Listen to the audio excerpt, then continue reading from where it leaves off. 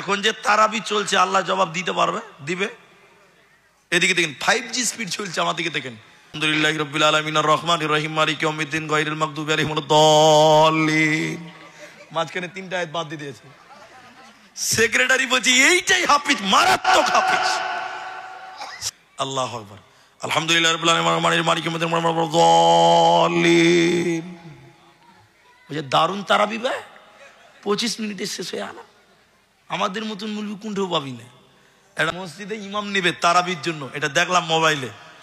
3টাই হাফেজ সাহেব ডেকেছে। আজকে 2টা ছেলেকে দেখলাম হাফেজ হয়েছে আপনার গ্রামের। আলহামদুলিল্লাহ, গ্রামের গর্ব, বলুন আলহামদুলিল্লাহ। তো 3টা ছেলেকে ডেকেছে হাফেজ সাহেব, ওদের ইন্টারভিউ নিবে তারাবির লিগে। ইন্টারভিউ নিবে কে? গজুয়া, যে আলিফ বাও পড়তে পারে না। ঠিক বললাম না? হ্যাঁ না বলেন? মূর্খ লোক মুলবিদের ইন্টারভিউ লিছে আজকে, দুঃখের কথা। তো এবার তারাবির ইমাম ওই মূর্খগুলো ইমামদেরকে পরীক্ষা দিচ্ছে। এটা হাফিজ সাহেব বলছে, হাফিজ সাহেব তারাবি তো পড়বে, গরমের দিন, তো সূরা ফাতিহাটা শোনাও দেখিনি, একটু শুনি। তা হাফিজ সাহেব বলছে আলহামদুলিল্লাহি রাব্বিল আলামিন আর রহমানির রহিম মালিকি ইয়াউমিদ্দিন ইয়্যাকা না'বুদু ওয়া ইয়্যাকা নাস্তাঈন ইহদিনাস সিরাতাল মুস্তাকিম। কেটে কেটে কেটে বলছে যে পরীক্ষা লিছে সর্দার মোড়ল আর সেক্রেটারি, সর্দার গাল চুলকাতে চুলতে বলছে ওরে সর্বনাশ, এই হাফিজকে যদি তারাবি পড়াতে লাগায় তো 2 ঘন্টা লাগবে, একে চাকরি দেওয়া যাবে না। সর্দার বলেছে একে তারাবি পড়াতে লাগলে কতক্ষণ লাগবে? 2 ঘন্টা লাগে। হাফিজ সাহেব তুমি তারাবি চালাচ্ছ না লোকাল ট্রেন চালাচ্ছ গো? তোমার পেছনে তো তারাবি পড়া যাবে না, তোমাকে চলবে না। চলবে না, ভালো তেলাওয়াত করছে ওই জন্য চলবে না বলছে। এদিকে কথা, আমার দিকে দেখেন। এবার ও তো বাদ হয়ে গেল, দ্বিতীয় হাফিজ সাহেবকে লাগিয়েছে। হাফিজ সাহেব তুমি সূরা ফাতিহা পড়ো তো। আলহামদুলিল্লাহি রাব্বিল আলামিন আর রহমানির রহিম মালিকি ইয়াউমিদ্দিন। ও কেটে কেটে একটু স্পিড করছে। সভাপতি বলছে এটাও চলবে না, আমার কোমরে যা ব্যথা, আমার যে কোমরে ব্যথা, এই যে তেলাওয়াত শুরু করেছে এর পেছনে নামাজ আমি পড়তে পারবো না। এদিকে ও বাপজি আমার কথা শুনে একেও বলছে তুইও বাদ। কটা বাদ হলো? এবার আর একটা হাফিজ সাহেব, ওর ইন্টারভিউ দিয়ে অভ্যাস আছে, ও জানে কোথায় কি করতে হবে। ওকে বলছে হাফিজ সাহেব তুমি একটু কোরআন পড়াও তো দেখি, সূরা ফাতিহাটা শোনাও তো। তো বলছে আমি তো কোনো জায়গায় ফেল পড়ার লোক নাই, আমি এমনিতেই পাস। বলে না, তাও তোমাকে শোনাতে হবে। এবার হাফিজ সাহেব বলছে আলহামদুলিল্লাহি রাব্বিল আলামিন আর রহমানির রহিম মালিকি ইয়াউমিদ্দিন গায়রিল মাগদুবি আলাইহিম ওয়ালাদ-দাল্লিন।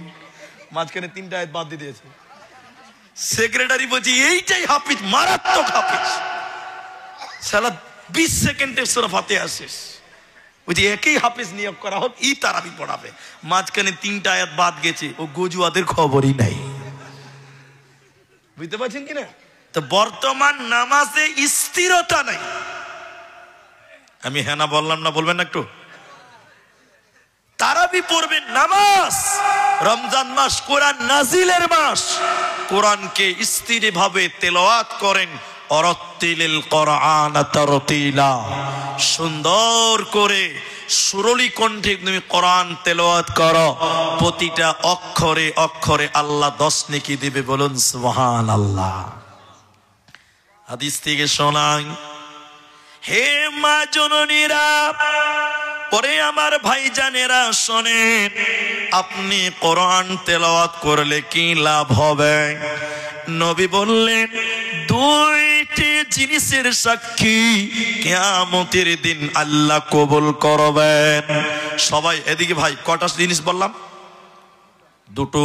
দুটো জিনিসের সাক্ষী আল্লাহ কিয়ামতের দিন মঞ্জুর করবেন। ও দুটির ভিতরে একটির নাম কোরআন। কোরআন কিয়ামতের দিন বলবে আল্লাহ তোমার এই বান্দাটা আমার তেলাওয়াত করেছিল, আল্লাহ তুমি আমার সাক্ষী গ্রহণ করো। আল্লাহ কোরআনের সাক্ষী গ্রহণ করবে। এই লোকটাকে কোরআন পড়নেওয়ালাকে আল্লাহ মাফ করবে, আর এই লোকটা আল্লাহর জান্নাতে যাবে, কোনো চিন্তা হবে না। তাহলে কোরআন পড়বেন, এই মুসলমান, কোরআন আপনার জন্য আল্লাহকে সাক্ষী দিবে, বলবেন না সুবহানাল্লাহ? দ্বিতীয় নম্বরটা শুনেন, এটাও এখন প্রযোজ্য, সেটা কি? সিয়াম, রোজা। রোজা রোজা রোজা কিয়ামতের দিন আল্লাহকে ডেকে ডেকে বলবে, আল্লাহ আল্লাহ তাবারাক ওয়া তাআলা, তোমার এই বান্দা সারা দিন না খেয়েছিল, সারা দিন মিথ্যা বলে নাই, ঝগড়া করে নাই, রোজা ছিল, না খেয়ে থেকেছে। আল্লাহ আমি রোজার সাক্ষী তুমি গ্রহণ করো। আল্লাহ রোজার সাক্ষী গ্রহণ করবে, আর রোজাদারকে আল্লাহ মাফ করবে। এই রোজাদারের কোনো চিন্তা রবে না। এজন্য মুসলমান, রমজান মাসে কোরআন তেলাওয়াত করো, আর রমজান মাসে রোজা রাখো, আল্লাহ তোমার সাক্ষী কবুল করবে, তোমাদের কোনো চিন্তা রবে না, রবে না, রবে না। এদিকে ভাই, এখন অনেক মুসলমান রমজান মাসে রোজা রাখে না, ঠিক না? নাই আপনাদের এদিকে বেরোজাদার নাই? হাজি, এরকম দামরা চেহারা, দামরা বুঝেন তো, দামরা মোটা চেহারা,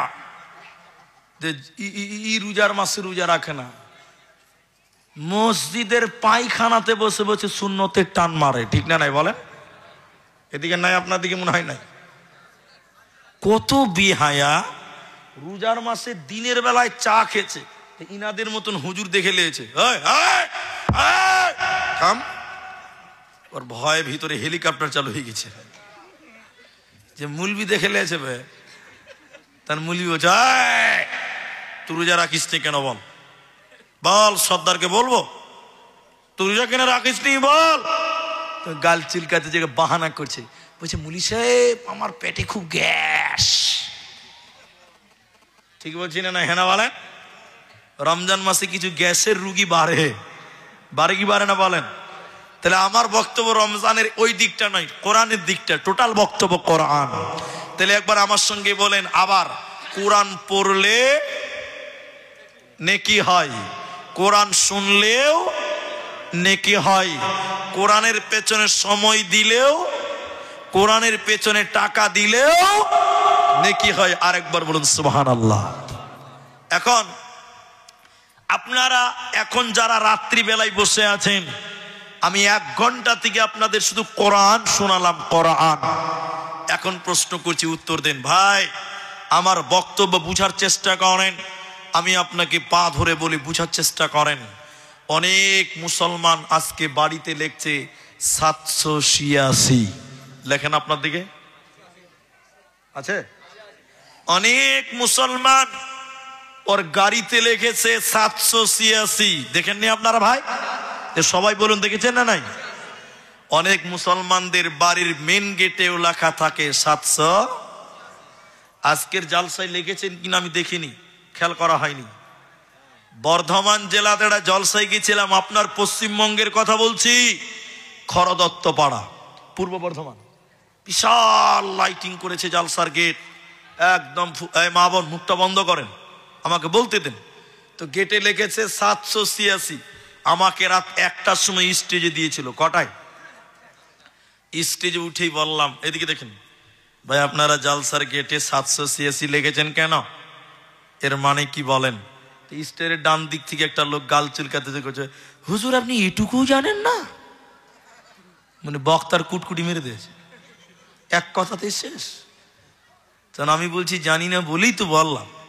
786 লিখলেন কেন বলেন? তখন আমাকে বলছে, হুজুর 786 মানে হলো বিসমিল্লাহির রহমানির রহিম। আপনারা মনে হয় শুনেননি নাকি কথাটা? শুনেননি গো? 786 মানে বিসমিল্লাহ। আচ্ছা আপনারা বলেন, 786 আর বিসমিল্লাহ কোনোদিন এক হতে পাবে? এতটি লোক বলে না পারবে না। যেমন বুঝাই, এদিকে দেখেন, আপনারা গরু জবাই করেন, মুরগি জবাই করেন, এটা আপনারা